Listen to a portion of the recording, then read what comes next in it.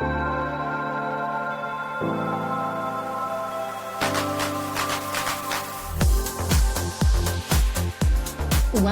to the Dr. Nikki Starr Show, a podcast to support you in your spiritual awakening and personal development. As a spiritual teacher, healer, and intuitive coach, my intention is to empower you to live your ultimate potential and your ultimate life. As a former medical doctor and mystic, my role is to bridge the gap between science and spirituality to support you in understanding more of your multidimensional aspects. I share on a diverse range of topics, and it's all to support your greatest becoming. My mission is to continue reaching millions of people for the healing and awakening of humankind for the creation of the new earth. Thank you for being here. Hello, everyone, and welcome to another episode of the Dr. Nikki Starr Show. I'm your host, and we are in season 3 of Love and Relationships. In today's podcast episode, I want to share on the nuances between soulmates, twin flames, and divine counterparts. And sometimes I say divine complement as well. And I want to talk about the nuances today because they all serve a different function in our lives, and they're all equally powerful and equally beautiful. And depending on where you are in your journey, I know that for a lot of people who are not yet in relationship are often very curious about this topic. But of course, everyone's interested in this topic because the truth is a soulmate can actually be a friend as well. Like even when we talk about soulmate clients. So let's start with soulmates. So soulmates are anyone who you have a soul contract with. So soulmates can be your children, they can be your parents, they can be work colleagues, they can be friends, they can be romantic connections as well. But it's quite a broad spectrum. And generally with a soulmate, you've had a past life together already. And you know a soulmate when you meet a soulmate because it's like that familiar feeling. You feel like you've known them forever. And you have friends like that as well. But also if you meet someone that you may have a romantic interest in, when you meet them for the first time, there's often that familiar feeling like you've met before, you know them, they're really easy to talk to, you really feel this connection. The other thing that happens with soulmates, as well as twin flames and your divine counterpart, is that feeling of a magnetism. It's like you're drawn and there's that connection, and it's like two magnets coming together. And this is because there is a soul contract to live out. So you can imagine that before you incarnated into physical form, that you were up in the ethers, you could say you were in the Akashic court space, and you were making your divine plans for this lifetime with your mission and the things that you wanted to learn in this lifetime. So you, with your soulmates, you said, okay, this is what we're going to do. This is the role you're going to play. You're going to come into my life at this point and that point. But you could even say like to someone, you know, you're going to be that person that's going to give me the devastating news. It's going to change my life. Like you're going to be my boss who's going to fire me. And then I'm going to change my life and have my spiritual awakening, you know, down to this level. So soulmates exist on any form of a soul contract where you are destined to meet in this lifetime. And the thing that's cool about soulmates is that when you meet a soulmate, whether like, I even have like soulmate nail people, you know, and soulmate clients for sure, where it's like, I know we've done so many lives together and we've been doing this work for lifetimes. And of course, there are people I've been in relationship that I'm like, yeah, totally a soulmate. And then people that I just met and we could have entered into relationships and we were soulmates, but we chose not to. So choice still decides, even though you have a soul contract with a person. And the difference with a soulmate is that you can have it be platonic relationship or you can have it be a romantic relationship. So I've met, as I've mentioned, certain friends that like the moment we saw each other, it's like we knew and we became really good friends.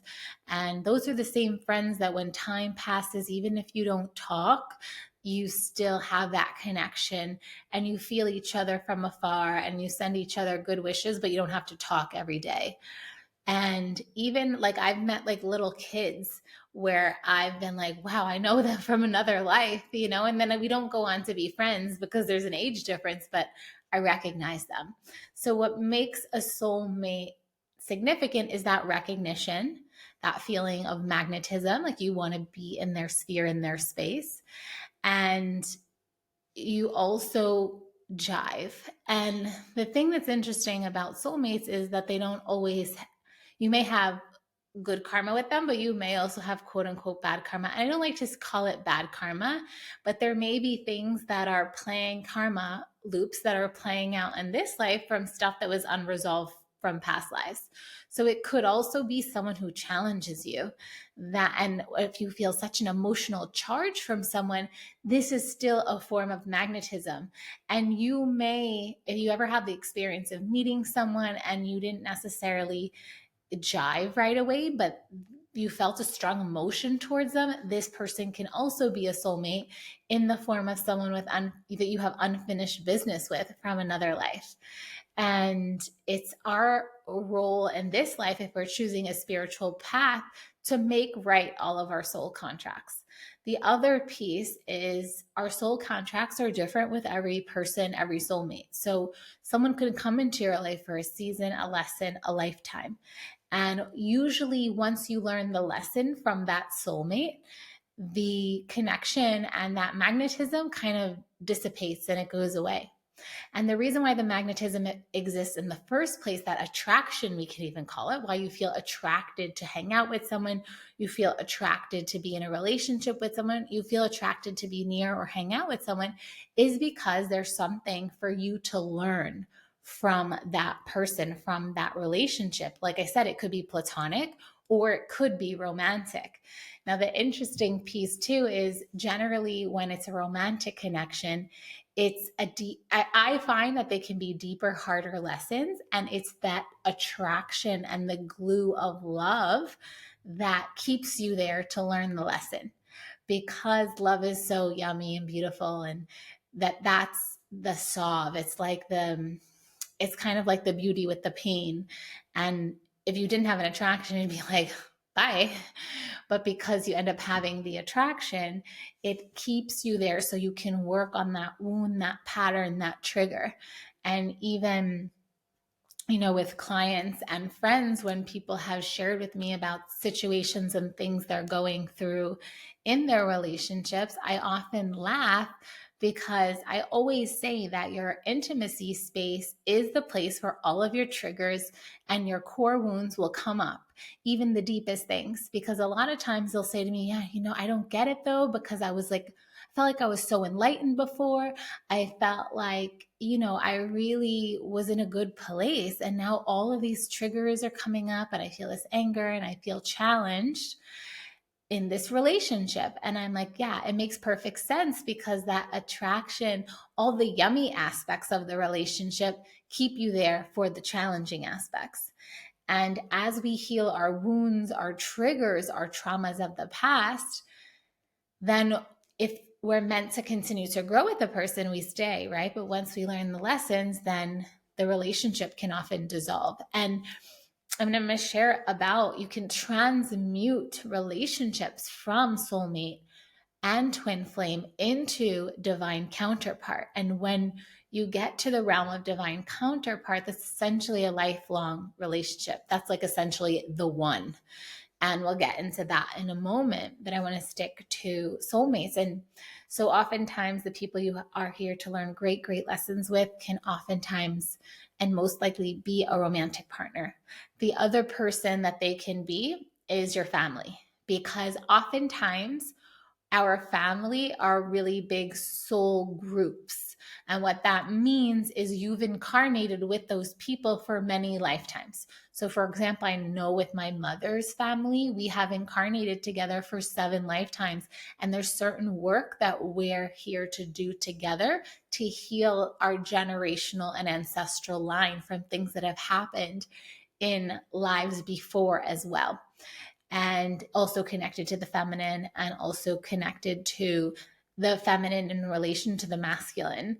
And so we have those soul groups, and you can have multiple soul groups. So I know I have a soul group with my mother's family line. I also have a soul group connected to a spiritual community that I was a part of for many years, and we're still friends. And so I have a soul connection with them. And I also know I have soul connection with certain other light workers on the planet, and that we've been doing this work for many lifetimes. And a lot of it is connected back to even our Egyptian lives together. And that also crosses over with the community as well. And so it's just beautiful. And really, I have found that it's very much connected to the spiritual path, because when you're on a spiritual path, you're carrying forth, and especially if you feel you're here on a mission to help with the healing and awakening of humanity, as I do, this is not the only lifetime we've done this work. Like, I was still doing this work when I was incarnated as a partisan in World War II, and there's many ways. Like, so for my whole life, like in the Essene times, I was also doing healing work connected to the masses. In Egyptian times, the priestess work that I was doing there was really about bringing divinity onto the earth. And that's the same. The healing and awakening of humankind is connected to bringing our divine aspect more here in this physical plane. So it's very fun when we also like meet soulmates and see what the contracts are. And what's cool about that is you have free will in every moment. So like I said, you can choose to enter into contract or not. You can even choose to dissolve contracts without having to go into relationships. So a lot of my work with my one-to-one clients is contract work, where we look at the karma but in our relationships, and we heal that so that we enhance our relationship in real time. So regardless if it's family, friends, romance, business, we can pull up the contracts, the soul contracts between us and other people, and we can say, okay, I'm not available for that anymore. And we can clear those contracts, and then we can create new ones. So it's very powerful work that transforms our lives in a big way, in a beautiful way.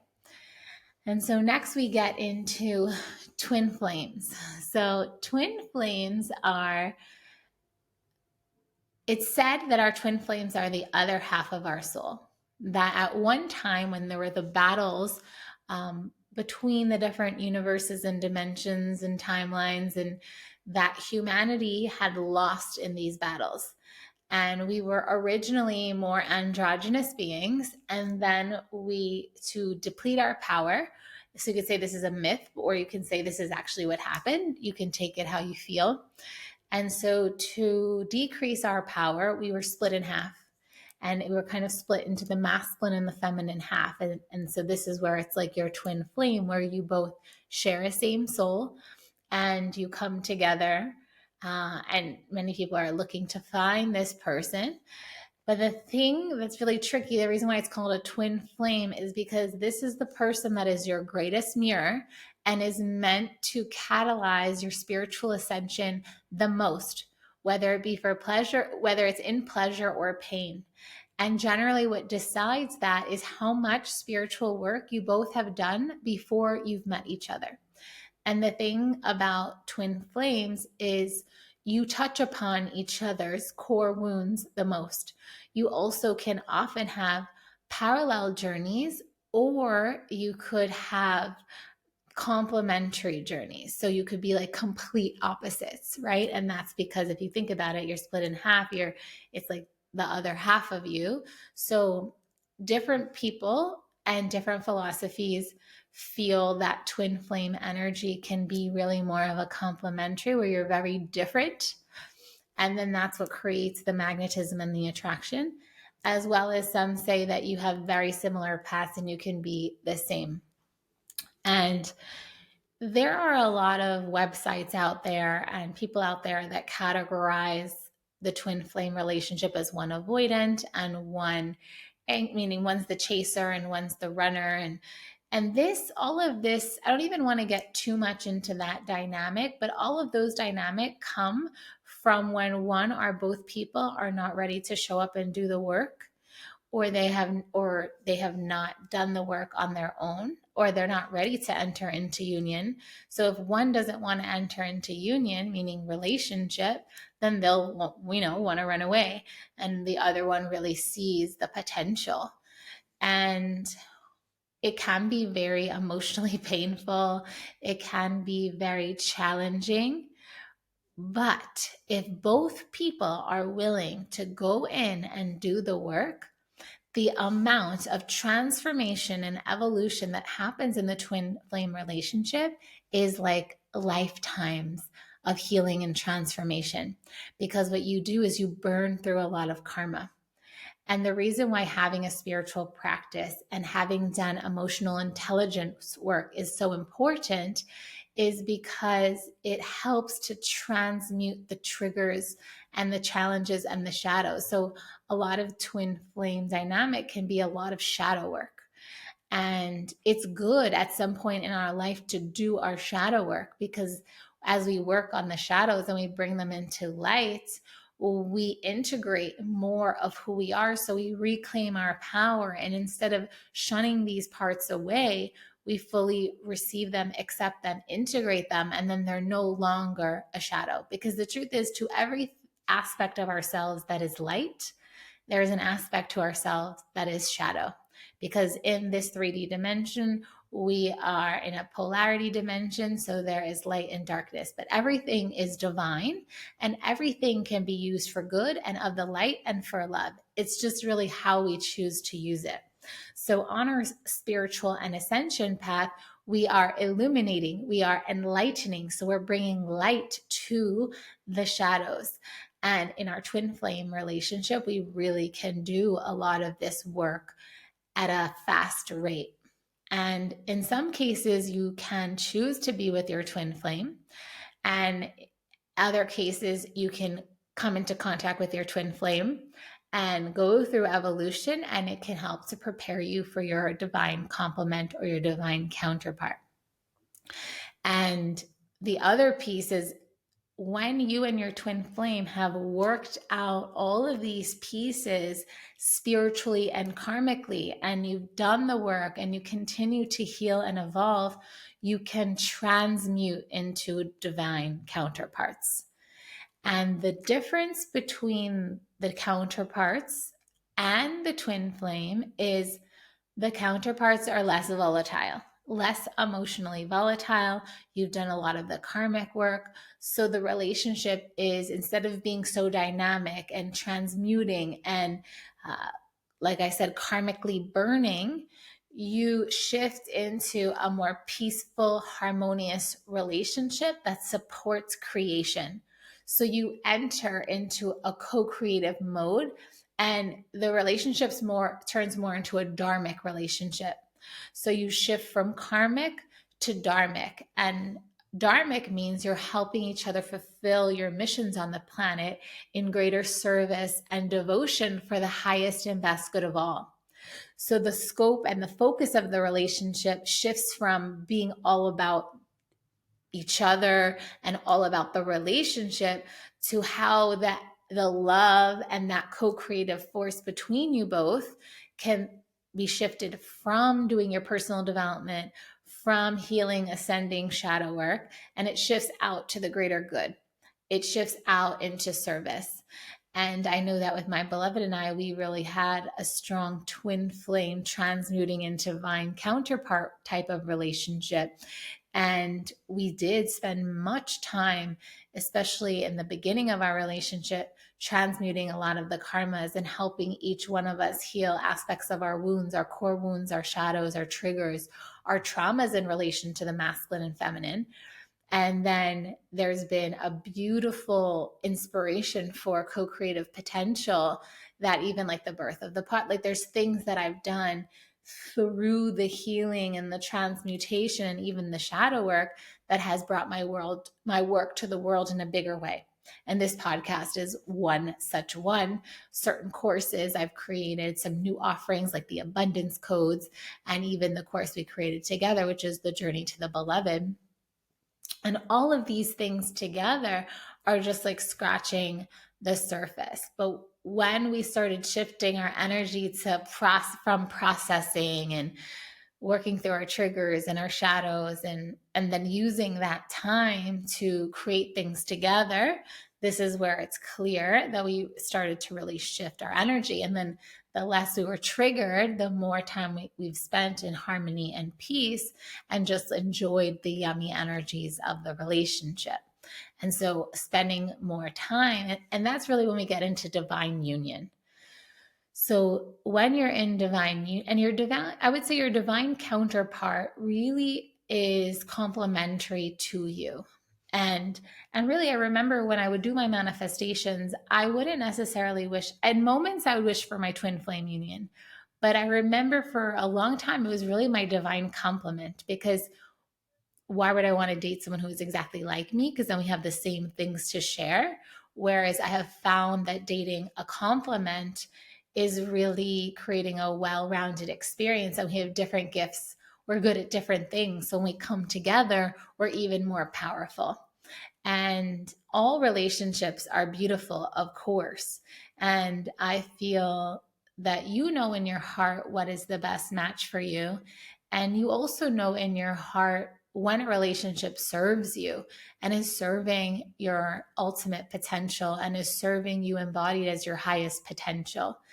And that is the key to choosing a spiritual relationship. And a spiritual partnership, which can be any one of these, it can be a spiritual partnership with a soulmate, a spiritual partnership with a twin flame, a spiritual partnership with your divine counterpart or complement. And when you choose spiritual partnership, essentially you're both committing to your spiritual evolution and your spiritual development and co-creating a life together that is not only about yourselves and your unit family, but about for the greater good of all of humanity, so that your love inspires others. Your love brings you out into the world in a way that is in devotion to the betterment of the world. Because by you choosing to become better and better every day, and by you choosing as a unit, as a couple, to get better and better every day, then you can then be of service to help the world become better and better every day. And I know that in my relationships where we've had moments of being on and off, what always brought us back together was there was an evolution. So anytime you show up differently and even better than before, and you make commitments and agreements to show up in a different way, and you actually do the shift, this is what I feel is telling you, keep going. The moment there's stagnation, the moment you're playing out the same loop over and over and over again, and there's really no shift or change, this is where you can be in what we might call a quote unquote toxic relationship. But if both people are evolving and both people are showing up differently and both people are looking at their shadows and the things that contribute in a quote unquote negative way, and you are then realizing and coming into self-awareness and choosing how to show up differently, then that's where there's evolution, and that's where it serves you to continue in the relationship. And only you know that.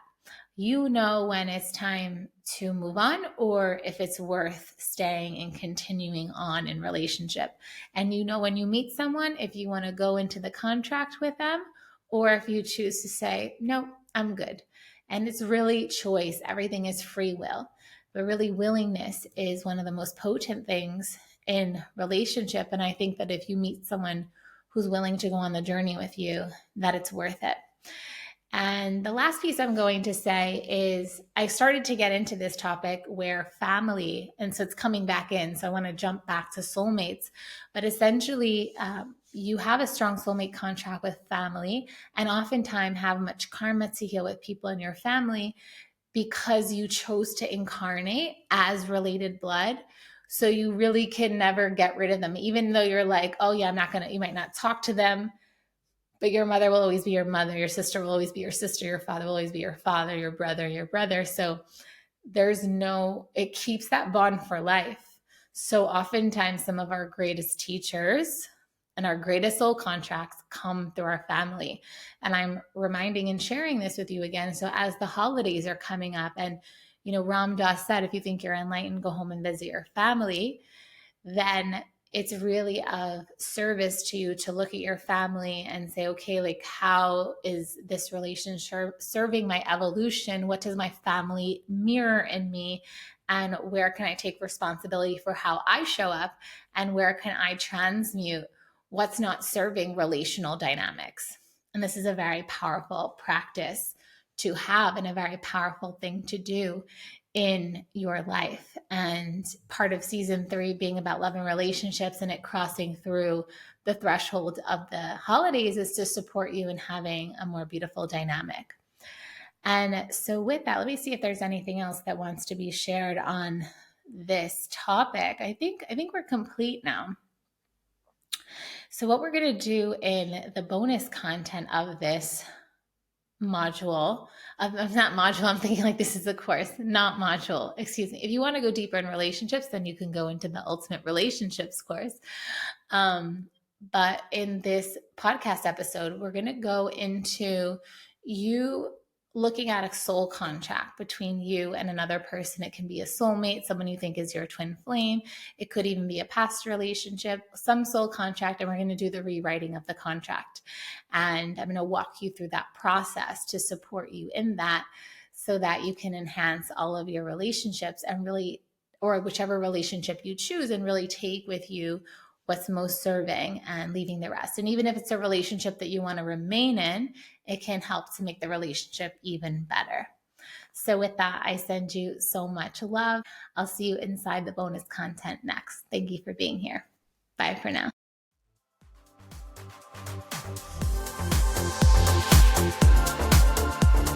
Thank you for tuning in to another episode of the Dr. Nikki Starr Show. Please like this podcast and share it with anyone you feel would benefit. Subscribe to the podcast to receive bonus content, and remember, every Monday the video version goes live on my YouTube channel. Thank you so much for being on the ascension path with me and for doing this great work.